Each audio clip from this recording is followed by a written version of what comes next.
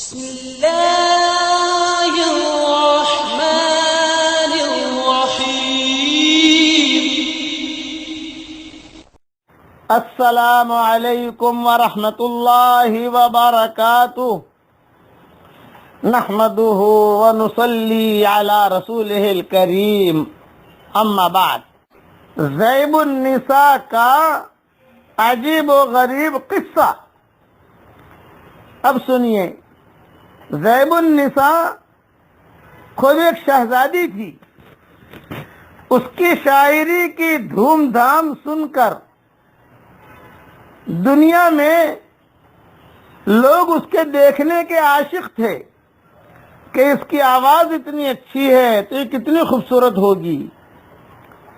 تو شاعری کو سن کر، اس کے گانوں کو سن کر اس کے والد کو ایک بادشاہ نے لکھ بھیجا کہ ہم اس شاعر کو دیکھنا چاہتے ہیں جس کا یہ شیریں کلام ہے.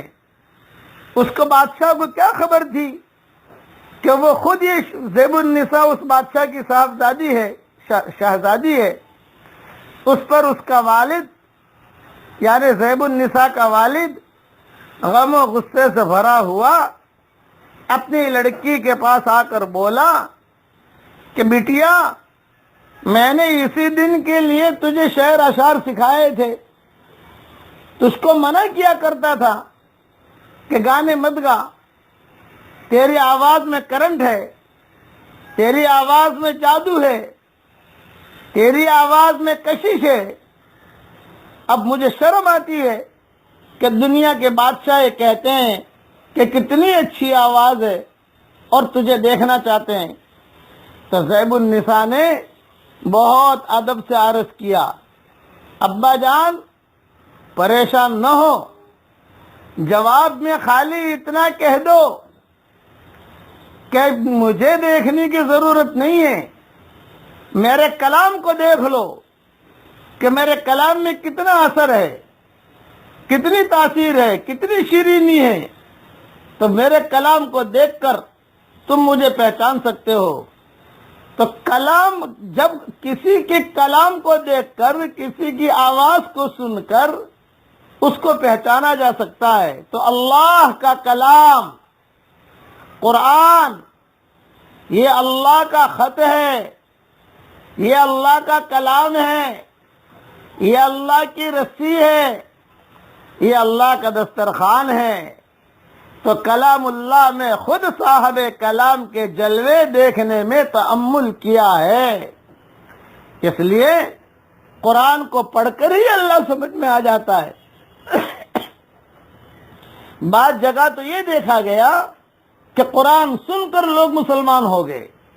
ہمارے والد صاحب رحمۃ اللہ علیہ نے سیلون کے اجتماع میں قرآن پڑھا تو وہاں کے جو بے ایمان تھے وہ صرف قرآن سننے آتے تھے. تو جیسے قرآن میں اللہ نے جو کشش رکھی ہے، تو اب بتاؤ کہ اللہ کے جتنے احکامات ہیں اس میں کتنی کشش ہوگی. اللہ تعالی ہم سب کو اور ہماری قیامت تک کے آنے والی نسلوں کو اللہ اپنے قرآن سے جوڑ دے اور اللہ ہمیں محروم نہ کرے، اللہ ہمیں محروم نہ کرے، اللہ ہمیں محروم نہ کرے. اب پڑھ لیجئے میرے ساتھ، اللہم اجعلنا من اہل القرآن ہم اہلک و خاصتک. اے اللہ ہمیں قرآن والا بنا دے اس لیے کہ وہ تیرے خاص بندے ہیں. اور یہ بھی پڑھ لیجئے، سبحان اللہ العظیم و بحمدہ. دیکھیے جنت میں کھجور کا درخت لگ گیا. میں دعا کرتا ہوں کہ اللہ اے خوبصورت پردے والے، اے خوبصورت چادر والے، ہمارے عیبوں پر پردہ ڈال دے. اے اللہ تو نے اپنے کرم سے اپنا گھر دکھایا، اپنے کرم سے اپنے نبی کا گھر دکھایا، اسی کرم سے اپنا چہرہ بھی دکھا دے.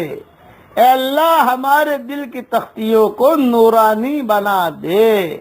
اے اللہ ہمارے دل کے محرابوں میں اپنی معرفت کا نور کوٹ کوٹ کے بھر دے. اے اللہ ہمارے آنکھوں میں تیری محبت کا سرما لگا دے، اے اللہ ہماری آنکھوں میں تیری محبت کا سرما لگا دے، اے اللہ ہماری آنکھوں میں تیری محبت کا سرما لگا دے، آمین آمین۔ السلام علیکم ورحمۃ اللہ وبرکاتہ، وآخر دعوانا ان الحمد للہ رب العالمین۔